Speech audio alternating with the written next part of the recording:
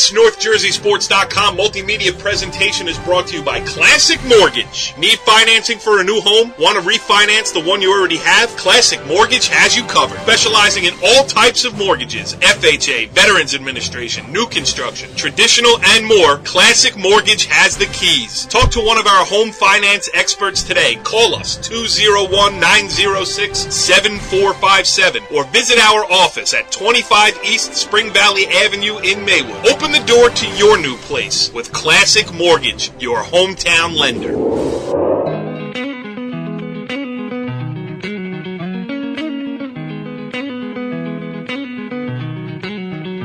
Back on the track show, NorthJerseySports.com's original multimedia series talking all things North Jersey track and field. This is Season 2, Episode 2. And I am looking forward to this one. I am Cory Doviak, being joined by my right-hand man, the assistant track and field coach at Old Tappan High School, the Northern Valley Old Tappan Fighting Golden Knights, Brandon Gregory. What's going on, Brand? How you doing, Cory? Everything's great, and I am pumped up for this show because I will introduce it right now. You have done it again, my friend, with 3 great guests in the offing for this week's show, including the Forbes sisters, senior Krista Forbes and sophomore Ebony Forbes, both of Riverdale High School, will join us on the show tonight. And then we will be joined by Don Bosco Prep head coach Dave Lado. So, Brandon, action-packed tonight.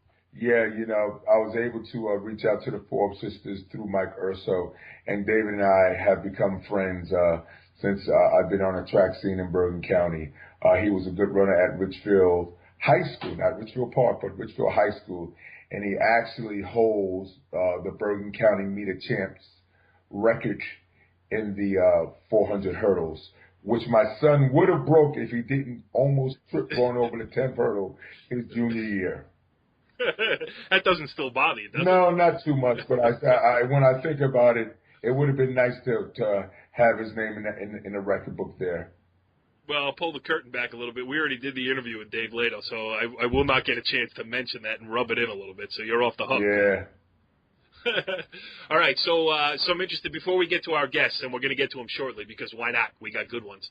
But let's just go over a little bit of the Bergen County relays took place last weekend, and some interesting things, including the Forbes sisters, who were a part of breaking a record that had stood in Bergen County for 35 years. We'll talk about them later. But, maybe give us an update on what Old Tappan did over there or anything else that stuck out to you. Well, on the boys' side, on Division A, we were fortunate enough to be able to beat Ridgewood, Don Bosco, Bergen Catholic. Our 3x400 relay team of Andrew Schumacher, Joe Jordan, and Will Reines actually broke the intermediate hurdle record that stood since 1984, Cory. I want to save that one for last. 1984, 1984, wow.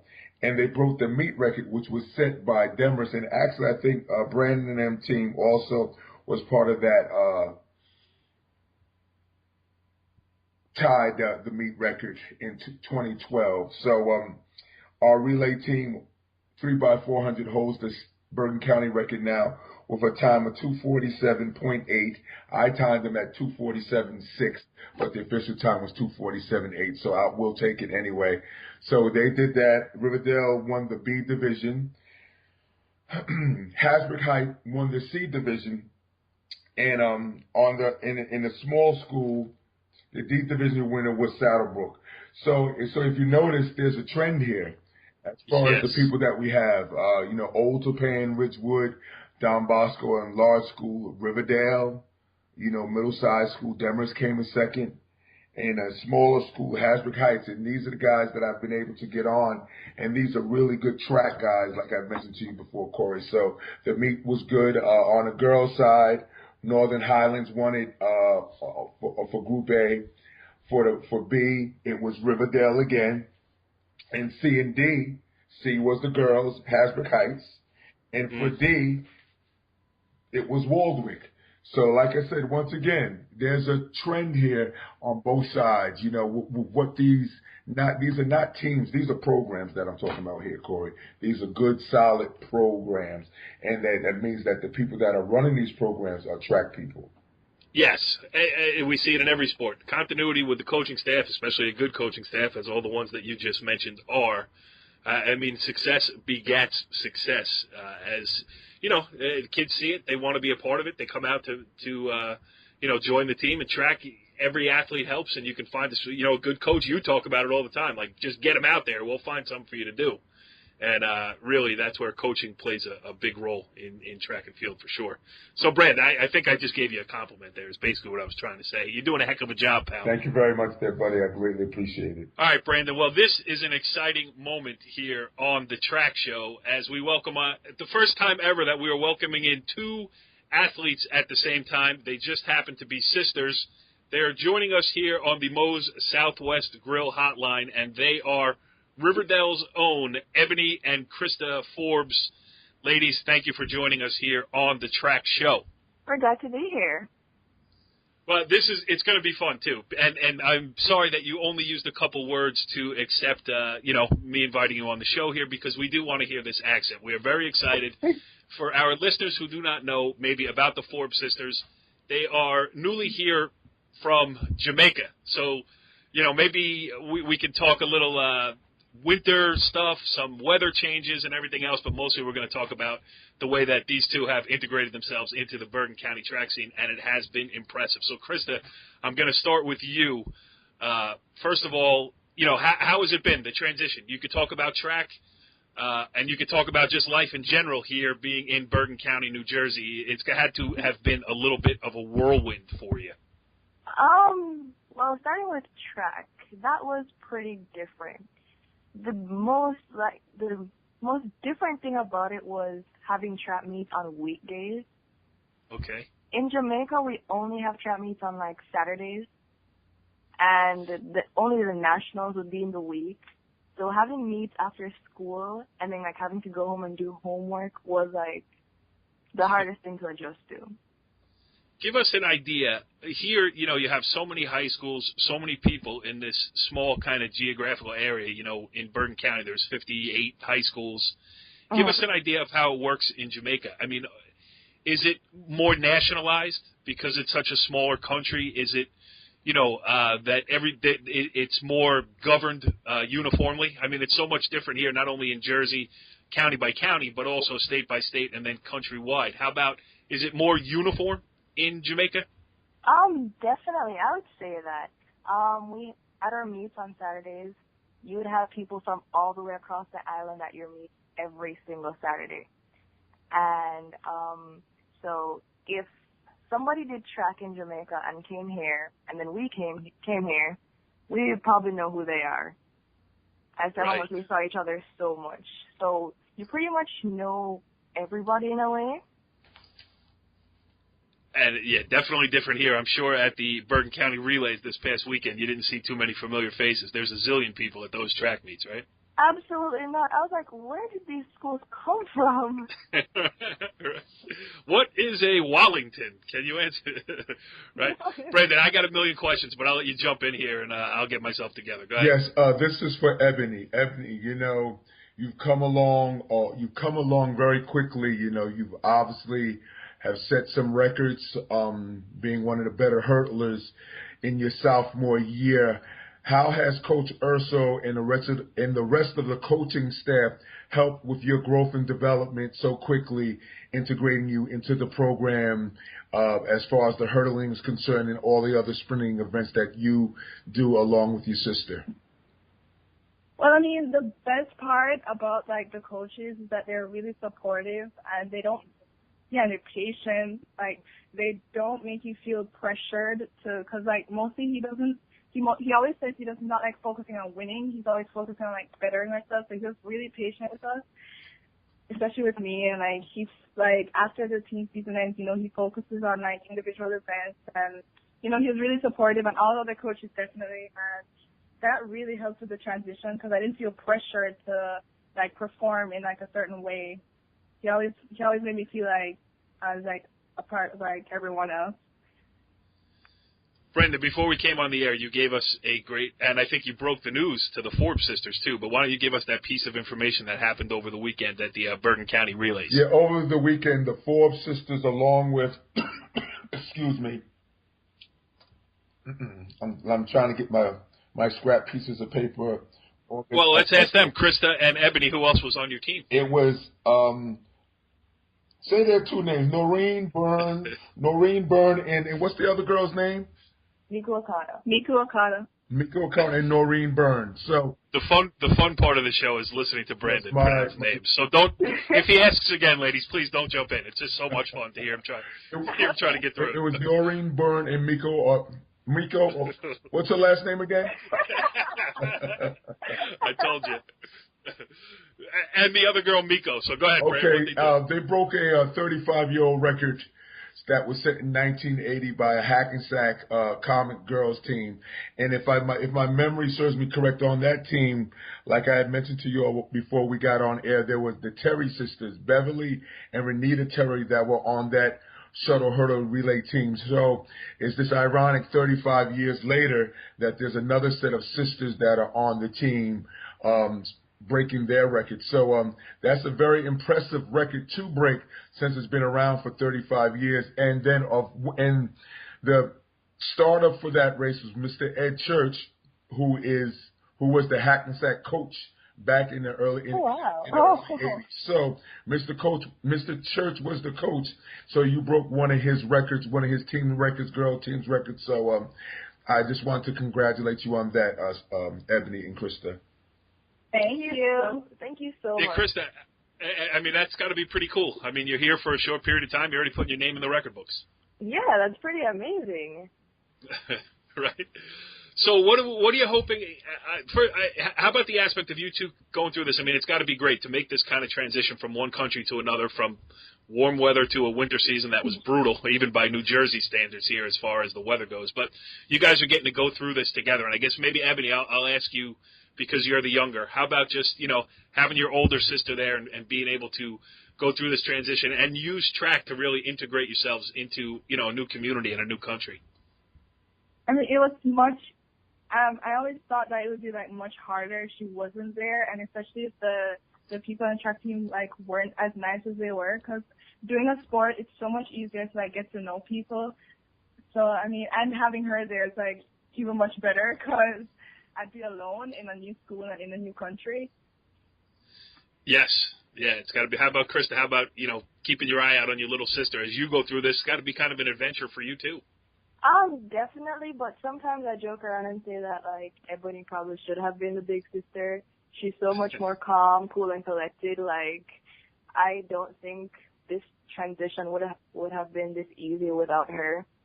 And, she really does set the tone. Even though she is the younger one, she does set the tone for, making friends and, feeling really comfortable. She just has that thing about her where, if she's happy around, if she's around and she's happy, then everybody else is happy. So.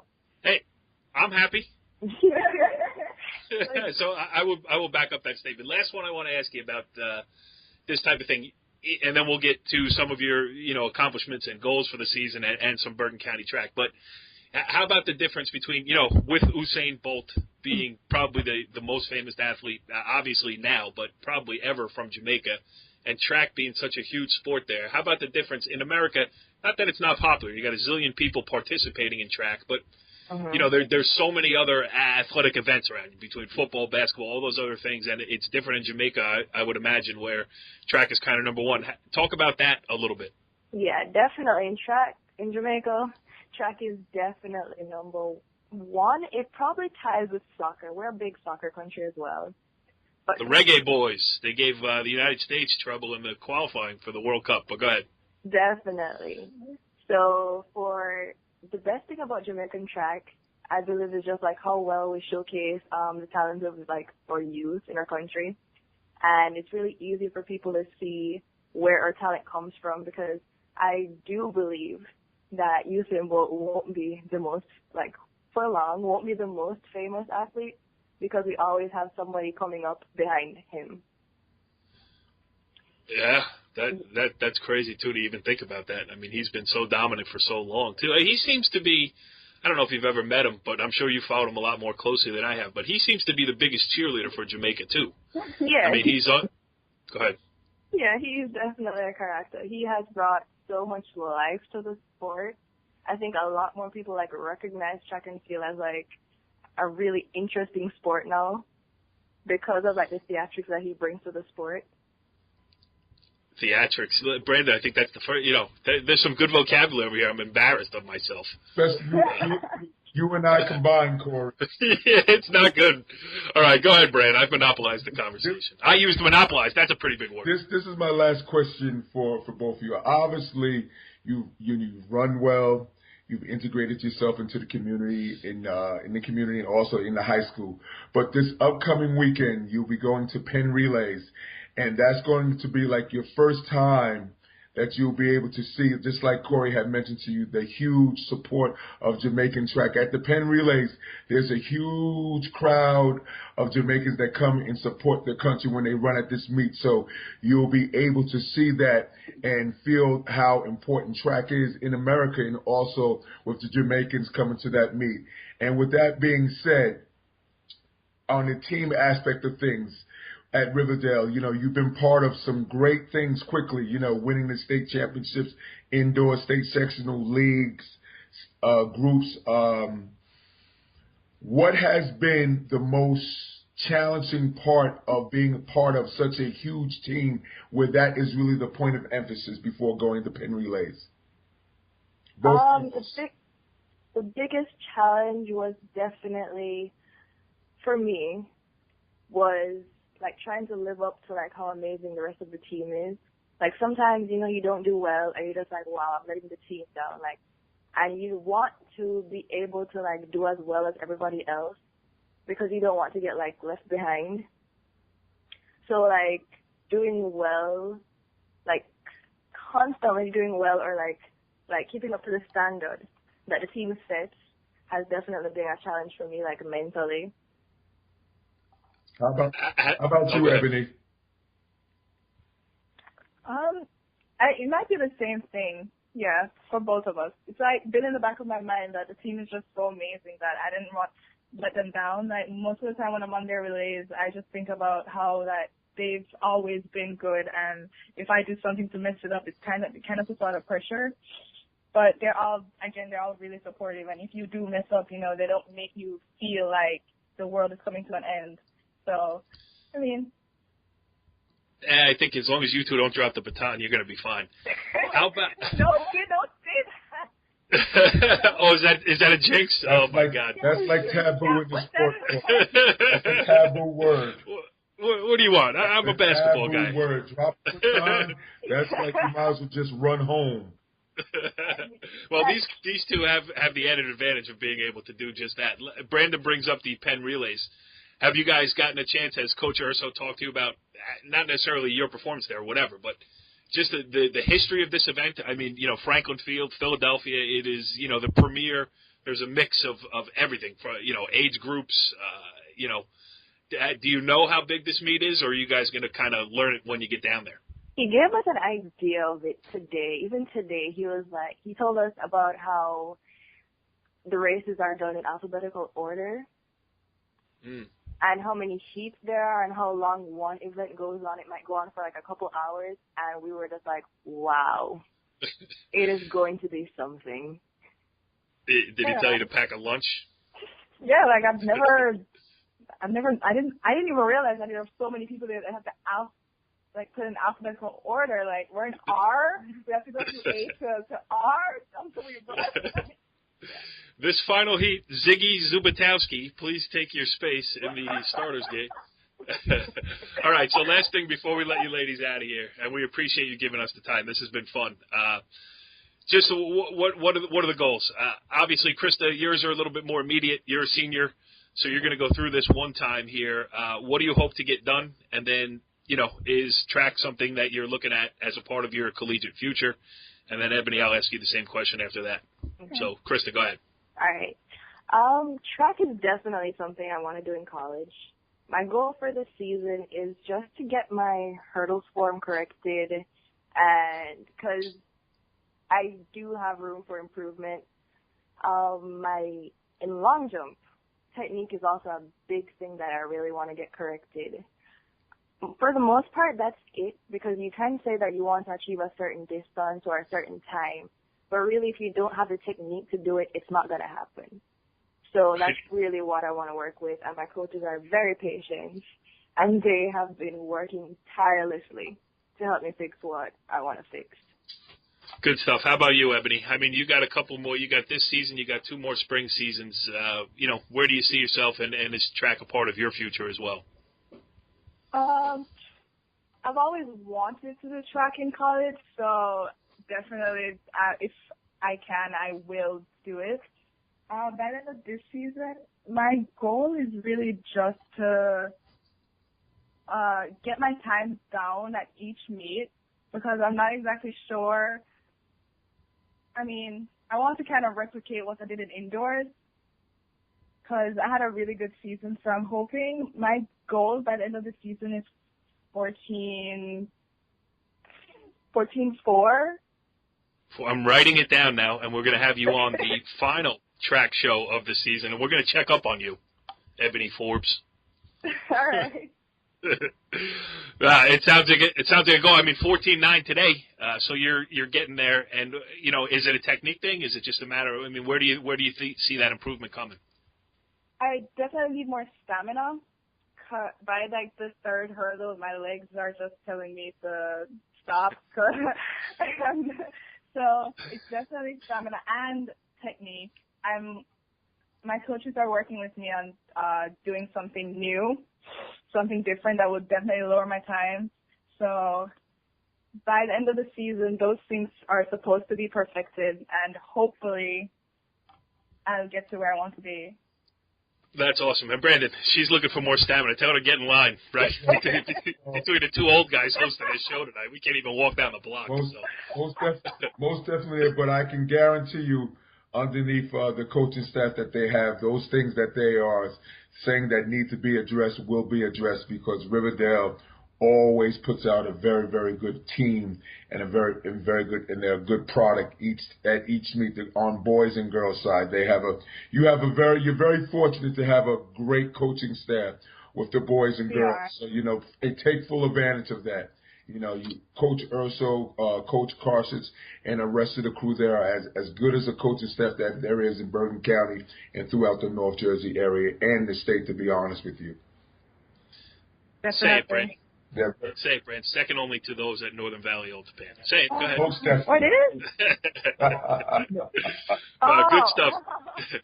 Krista Forbes, Ebony Forbes, thank you for joining us here on the Track Show. This was a lot of fun, and I told you, I promised I would get through the entire interview without mentioning one Bob Marley phrase or anything else. I mean, it is the dopey American stereotype that as soon as Jamaica comes up in conversation, Bob Marley is the first thing. So I made it through.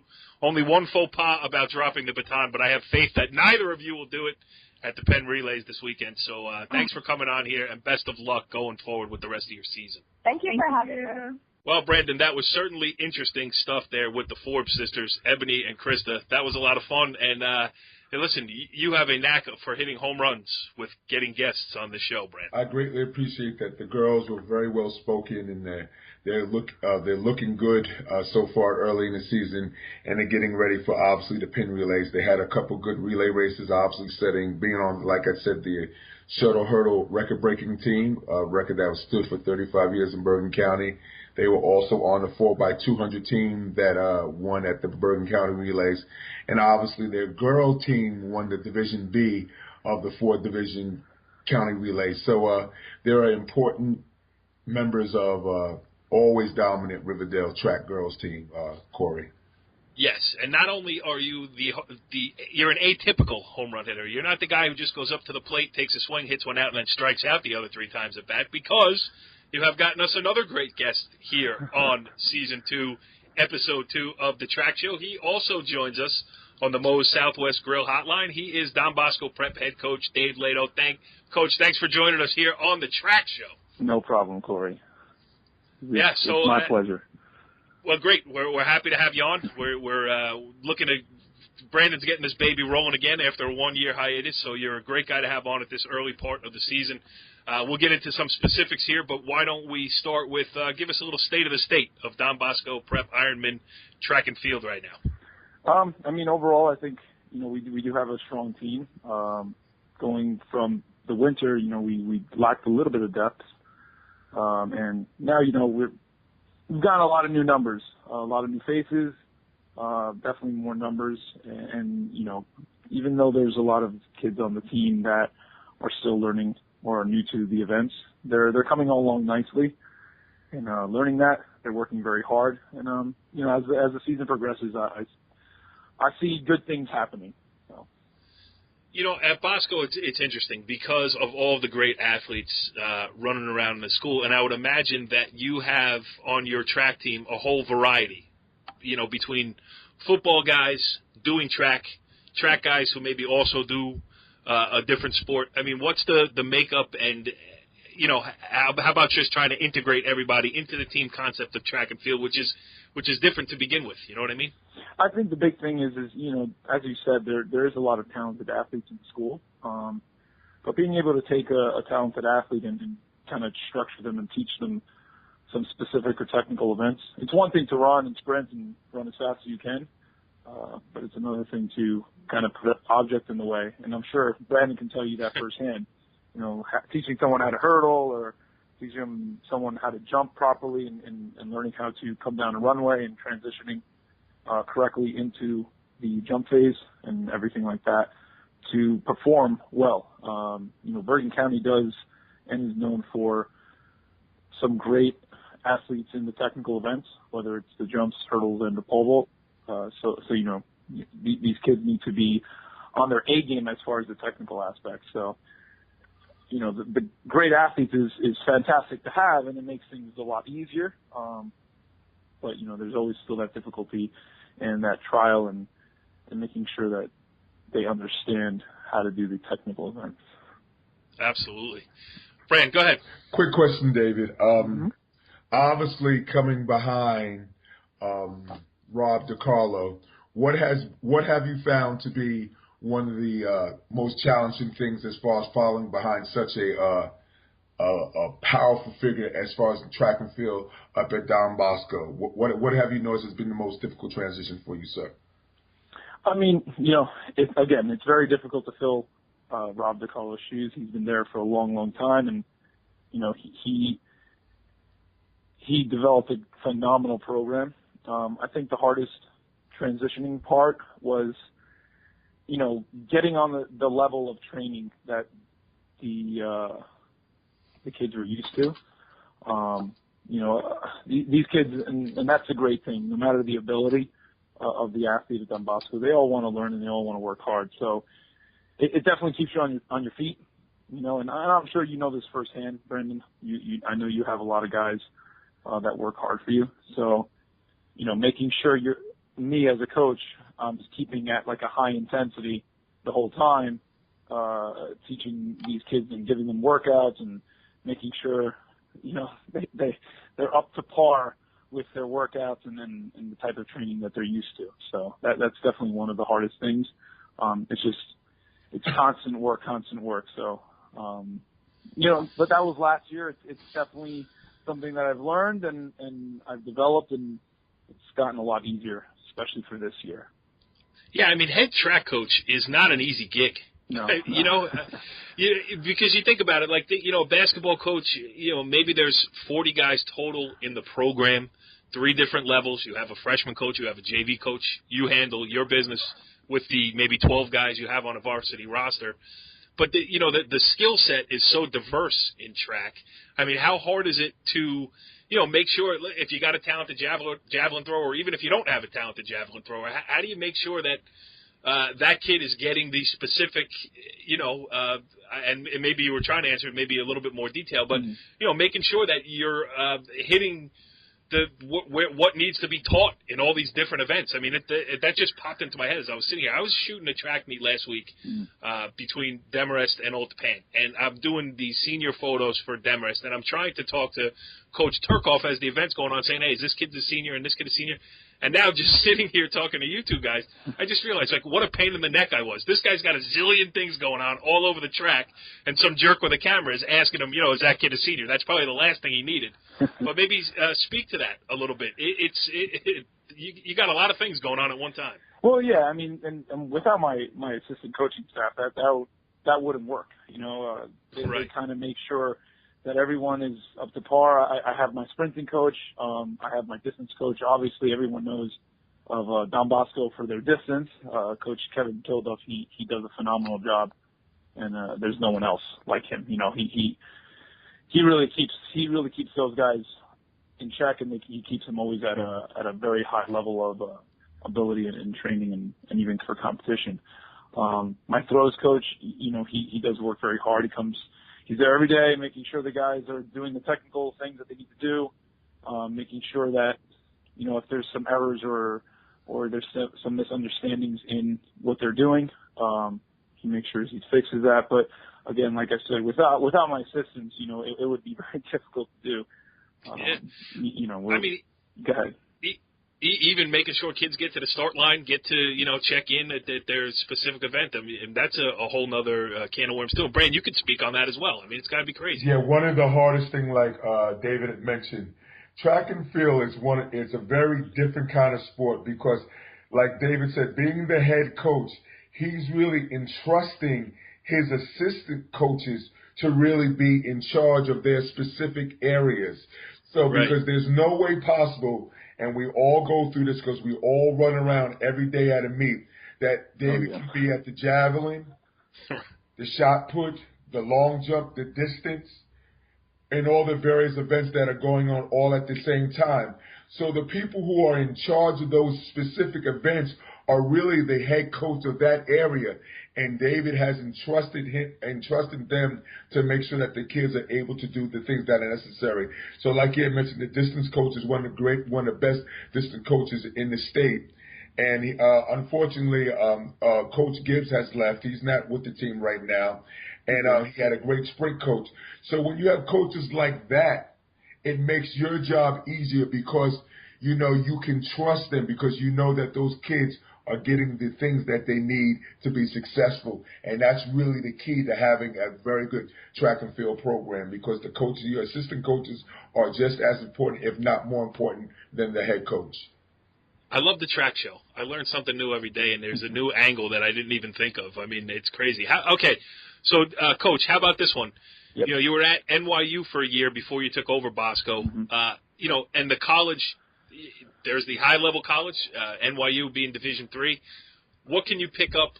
Is it the same? Is it different? I mean, track athletes are track athletes, but, is there some stuff that you can do in college that you can't do with high school athletes? Or, how did that experience play into what you're doing now? Well, honestly, the biggest thing is, high school athletes and just high school in general, I feel that you do have a slew of different athletes. So like Brandon said, you'll be running around a lot, especially like even an assistant, you're running all over the place doing multiple things. At NYU, I was considered a sprints, hurdles, and jumps coach. And even though I was focused on those specific events, the way the practices were tailored was more focused, right? I wasn't, in high school, you're trying to cram in 3 different events or sometimes 2 different events in one day, because of lack of time to train. But being that, in college it's a little different, you don't compete 3-4 times a week. Well, not 4 times, but about 2 or 3 times a week.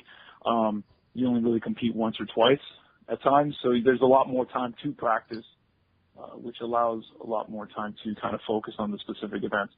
So as I was saying, for college, it's just a little bit more focused type training. You can take the time to work on the jumpers, and then, you can have like another session or another time slot for practice for sprinters or whatnot. Brandon, you got another one? David, moving forward to pin relays, Don Bosco has traditionally done pretty well up at pin relays, and we asked the Forbes sister the same exact thing. What are you looking forward to seeing from up at the pin relays? Do you have any potential of putting together some pretty good teams this weekend? Because then after that, we have the league meet, and then we get into the counties and so forth and so on. What are you looking for, or if you are looking for anything this upcoming weekend up at pin relays? I mean, one of the biggest things is to try to regain our confidence in that 4x1. We spoke about this a couple of days ago, Brandon, and even at County Relays. unfortunately, we dropped the baton in the 4x1 on Saturday, and we weren't able to finish the race. So, the past couple of days we've been really working on as a team to get that baton around and to get it down properly. So that's one thing, one of the main things that I as a coach will be looking forward to at Penn Relays is Saturday morning at 4x1, or Friday morning at 4x1, and making sure, we get a nice smooth baton around the track. And as you know, Penn Relays can get very hectic. So if they can do it there, they can do it anywhere, Yeah. Most and then on top of that, we have David Rosas and Pat Sullivan. They're going to be in the high school boys 3000. So we're going to I look forward to seeing how they can do on kind of like that type of stage, set in front of all those people. And, they're both still pretty young. Pat is a junior. David's only a sophomore, so we'll see how they do. And then moving on to Saturday, see if we can just improve on our time in the 4x4. We're not as strong as we were in past years, but again, we're still working very, very hard, and, we'll see if we can improve on that time this coming Saturday. The other thing I learned in talking to both of you gentlemen is that track coach, the hours stink.